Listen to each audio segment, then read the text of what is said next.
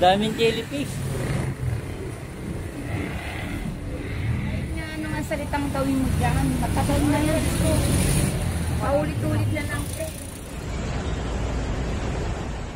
Dalawang araw yan, ayan na naman sila. Bigyan natin ito ng leksyon. Pag mumulta sila, may pinanti. Dito kasi sila nag-uugas ng karot, tapos dyan lang nila tinatapon sa ano na yun. Kaya kahit araw-arawin nyo ng mga barangay linisin to, kahit araw-araw, maya-maya kung yung sistema nila ganyan pa rin, walang mangyayari. Dapat makisama naman sila. Bigyan ng leksyon, pinanti. Parang may takot din sila.